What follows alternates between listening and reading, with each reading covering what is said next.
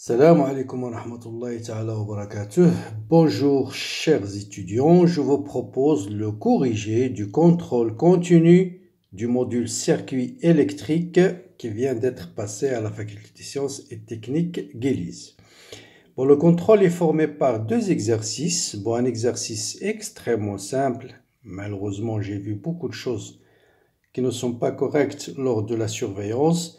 Ensuite, vous avez un deuxième exercice, là, sur le théorème de Thévenin. Bien. Donc, le premier exercice, c'est tout simplement, vous avez un générateur en série avec une résistance, et puis vous avez trois résistances en parallèle. L'objectif, c'est de déterminer le courant I qui circule dans la résistance R4. Et l'enseignant vous propose de remplacer de préférence ce générateur de tension par un générateur de courant. Et comme je disais, le deuxième exercice consiste essentiellement à trouver le générateur de Thévenin équivalent à ce circuit. Voilà l'objectif. Bien, commençons par l'exercice 1. Donc là, l'erreur classique qu'il ne faut pas commettre, c'est, bon, bien sûr, GR3 il est en parallèle avec R4, mais il ne faut pas les remplacer par leur résistance équivalente. Pourquoi? Parce que le courant qui circule dans R4 n'est pas le même qui va circuler dans R3 en parallèle avec R4. Mais qui dit R3 en parallèle avec R4, le courant qui dit non. Or, on a besoin de I. Donc, la branche AB, elle est intouchable. Vous pouvez faire tout ce que vous voulez dans le circuit, sauf la branche AB, il faut la laisser telle qu'elle. Donc, première étape, on va essayer de remplacer ce générateur de tension par un générateur de courant. Pourquoi? Parce que tout simplement, on va avoir un diviseur de courant et le calcul sera simple. Vous savez qu'un générateur de tension peut être remplacé par de force électromotrice E et des ressources internes R1, peut être remplacé par un générateur de courant de résistance interne R1, et vous avez R1 est égal à R1 fois I0. Ça veut dire tout simplement que I0, c'est le courant, ce sera E sur R1. Donc c'est un générateur de courant qui va débiter un courant qui est égal à E sur R1 en parallèle avec la résistance R1. Et voilà, donc ce circuit-là, je vais le remplacer par ce générateur de courant. Vous avez R1 et là je le note I0. I0 est égal à E sur R1. Bien. Mon objectif, c'est de trouver ce courant I. Maintenant, personne ne m'oblige de remplacer ces trois résistances. Ils sont en parallèle par leur résistance équivalente. D'accord? Parce que mettre une branche là ou le mettre là, c'est la même chose. Hein? Parce que tous ces points-là, ils sont au même potentiel. Donc, on va essayer de remplacer les trois résistances par leur résistance équivalente. Et surtout, c'est 1 sur R équivalent qui est égal à 1 sur R1 plus 1 sur R2 plus 1 sur R3. Et d'après les données, R2 c'est 2 fois R1, R3 c'est 4 fois R1. Donc vous voyez bien que 7 sur 4 R1, ça veut dire la résistance équivalente, c'est 4 septièmes de R. Donc, le circuit va devenir E sur R1, donc là c'est E sur R1. E sur R1, pardon, c'est pas E fois R1, c'est E sur R1. C'est E sur R1 comme courant principal, qu'on va appeler I0, que j'ai appelé I0. Et puis, vous avez votre résistance équivalente qui est 4R1 sur 7. Et vous avez ici R4. Et là, vous avez tout simplement un diviseur de courant. Et vous savez que lorsque vous avez un diviseur de courant, vous avez I0, vous pouvez déterminer directement I et I1. Donc, I, c'est la résistance équivalente fois le courant principal sur la somme des résistances. Et 1, c'est l'autre résistance, c'est R4, on la résistance principale sur la somme des résistances. Voilà. Donc, le courant I qui circule dans R4, ce sera cette résistance équivalente liée à 4 septièmes de R1, on le courant principal sur la somme des résistances. Voilà. Donc, c'est diviseur de courant. Or, vous savez ce que c'est qu'R équivalente. Avec R équivalente est égal à 4R1 sur 7, à 4R1 sur 7. Donc, vous avez les applications numériques. Je vous laisse le soin de faire l'application numérique. Donc, c'est un exercice extrêmement simple d'application de diviseur de courant. Bien sûr, si vous voulez faire Autre méthode, bien sûr, vous pouvez retransformer ce générateur de courant en générateur de tension et vous allez avoir deux mailles. Et vous pouvez appliquer la loi des mailles, mais c'est un peu long, même très long par rapport au diviseur de courant. Bien. Pour l'exercice 2, là, il faut bien comprendre, si vous avez bien compris la notion de théorème de Thévenin, c'est un exercice qui n'est pas très difficile. Bon, première question, qu'est-ce qu'on vous dit? Donnez le schéma du réseau permettant de déterminer la tension de Thévenin. Or, on vous a expliqué que pour déterminer Thévenin, la première chose qu'il faut faire, c'est quoi? C'est débrancher la branche AB, supprimer la branche AB, c'est-à-dire enlever ce qui est branché entre A et B. Voilà la réponse à cette première question. Juste supprimer la branche AB et réécrire le montage. Donc voilà, et ETH, par définition, c'est cette tension-là. C'est-à-dire VA, ETH, c'est VA moins VB lorsque le courant qui circule entre A et B égale à 0. C'est-à-dire rien n'est branché entre A et B. Autrement dit, ça revient à supprimer la branche AB. Donc voilà la première question. Deuxième question, et non pas ça, il y a des étudiants qui donnent les schémas équivalents final, mais là il faut lire la question 6, c'est dans la question 6 qu'on vous dit le schéma équivalent de Thévenin. Donc ce n'est pas le schéma équivalent qu'on cherche, juste le schéma qui va permettre de déterminer ETH. Donc باش نحسبوا ETH غنخدموا على هذا le circuit là. Mais avant, on va le simplifier. Là, qu'est-ce qu'on vous dit? On vous dit de transformer cette fois-ci ce générateur de courant en un générateur de tension cette fois-ci. D'accord? Donc on va essayer de transformer avec le générateur de courant en générateur de tension. Donc voilà, j'ai remplacé ce générateur de courant par le générateur de tension. La résistance et la tension, c'est R0 fois le courant, R0 fois I. Voilà le schéma sur lequel il faut travailler. Question 3, déterminer, donc ça c'est la question 2, transformer générateur. Question 3, calculer ETH. هنا تلاحظوا بأن هنا c'est un circuit ouvert, donc il n'y a pas de courant qui circule dans R3. Ici, le courant qui est égal à 0 dans cette branche. Ça veut dire cette tension, la tension à dire, c'est la même chose. Pourquoi? Parce que le potentiel en ce point, c'est le même en ce point, car le courant I égale à 0. Donc, R3, نقدروا نحيدوها. حيدها ما كايناش. Pour calculer ETH, pour calculer ETH, vous avez uniquement ce circuit. Voilà la tension ETH. Donc, là, il suffit d'introduire le courant I.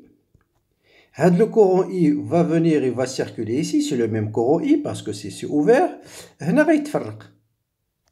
ولكن puisque on a des générateurs de tension, donc on a le droit de calculer ETH soit sur cette branche, je vais la mettre en vert. إما نحسبوا ETH في هذه la branche هذه.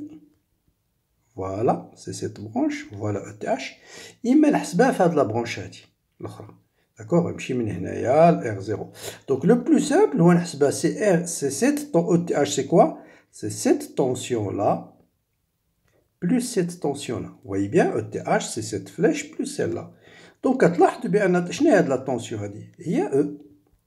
وشنو هي la tension? Le courant il est opposé au sens de la flèche, donc plus R2 fois I. Donc اش كيبقى باش نحسب ETH؟ il suffit نحسب هاد I. باش نحسب هاد I غنستعمل لا لوا دي ماي. اش من ماي غنخدم في هاد لا ماي هادي اللي غادي ندير اون بلو. غنمشي في هاد لا ماي، غنمشي هنايا، نمشي هنايا، دونك هنا باش ما فوالا غنخدم في هاد لا ماي ونحسب لو كورون I. Donc qu'est-ce que me dit la loi des mailles fadique la maille? Qu'il me dit la force électromotrice naqis E, c'est-à-dire R0 fois I0 fois I0, c'est cette tension-là, moins cette tension-là, moins E, est égal à quoi? Est égal à R0 plus R2 fois le courant I. Et donc I, tout simplement, est égal à quoi? Est égal à R0 fois I0 moins E divisé par R0 plus R2. Voilà, je remplace le courant I ici et vous avez votre générateur de tension. Force électromotrice de tension. Donc, on va essayer de remplacer. Donc ETH est égal à quoi? On a dit est égal à E plus R2 fois I. D'accord? Et I, on l'a calculé, c'est R0 plus R2 fois R0 fois I0 moins E. C'était ça, moins E, voilà, sur R0 plus R2. Voilà, je vais mettre même dénominateur. R0 plus R2. Vous avez E fois R0, E fois R0, ça je le laisse, plus E fois R2, plus E fois R0, pardon, plus E fois R2, c'est ça, mais je vais avoir ici aussi moins E fois R2, il va se simplifier, donc plus tout simplement R0 fois R2 fois I0. Et enfin, ETH est égal, je peux mettre quoi? R0 en facteur. Et là, il va rester E plus quoi?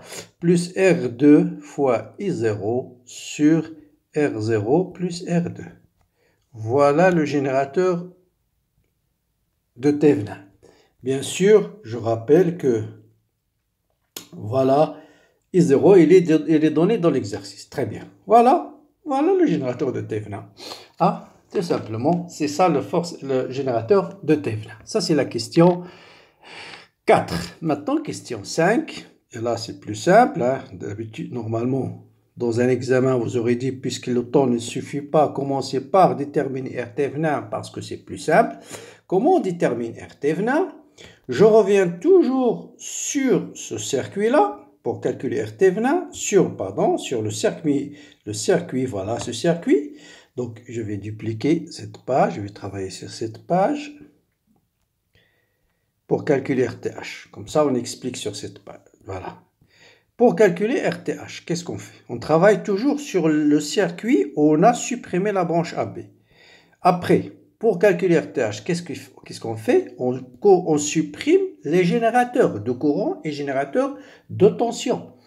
Qu'est-ce que ça veut dire? Supprimer un générateur de courant. Bon, supprimer un générateur de courant, c'est le remplacer par un circuit ouvert. Voilà, circuit ouvert. Qu'est-ce que ça veut dire supprimer un générateur de tension? Bon, c'est de le remplacer par quoi? Par un fil.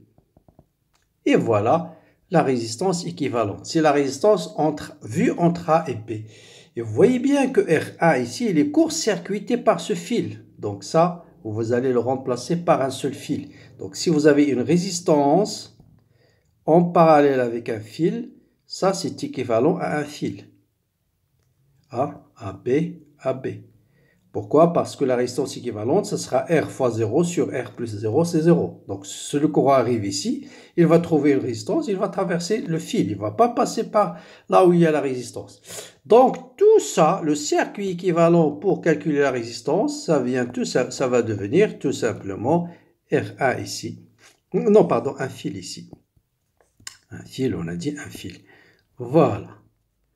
Donc, vous voyez bien que R0 est en parallèle avec R2, d'accord, et en série avec R3. Donc, RTH, tout simplement, ça sera R3 plus R2 en parallèle avec R0, ça veut dire R0 plus R2 sur R0 plus R2. Voilà la force électromotrice, la résistance de Thevenin.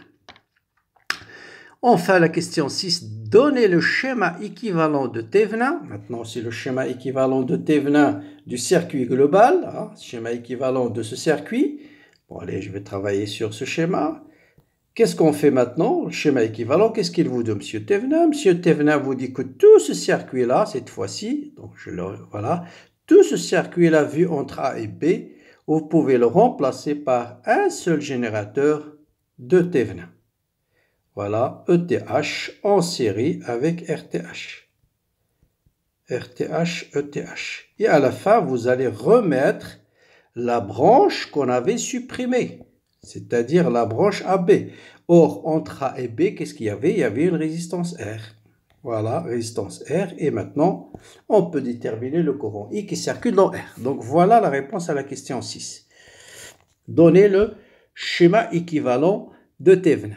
Ensuite, donnez l'expression de l'intensité I dans la branche AB. Donc là, vous avez une maille, c'est ETH sur R plus RTH. Il n'y a pas de problème.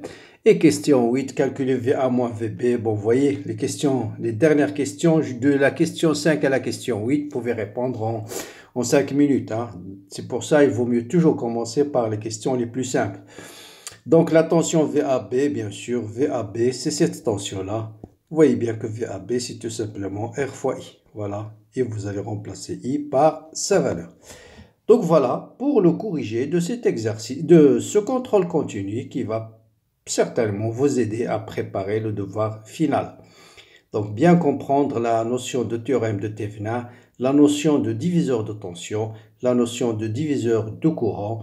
Vous avez un certain nombre d'exercices sur la chaîne. Je vous souhaite bien sûr bon courage et surtout ne vous découragez pas. C'est tout à fait normal. Le premier contrôle continu à l'université, ça se passe toujours pas très bien, mais la suite sera meilleure. Voilà, bon courage, bonne continuation et à bientôt.